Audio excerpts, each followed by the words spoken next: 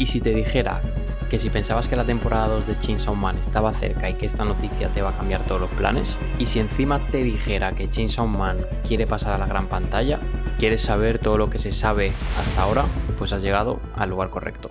Bienvenido a otro vídeo más. Hoy vengo cargadito de noticias que van a entusiasmar mucho a los fans de Chainsaw Man. Sí, efectivamente, como habéis visto en la intro, Chainsaw Man está haciendo un pensamiento y está casi confirmado de que va a dar el salto a la gran pantalla. Pero la pregunta que os estaréis haciendo muchos, y es normal, es ¿cuándo? Pues bien, vamos a ir paso a paso viendo qué es lo que se sabe por el momento.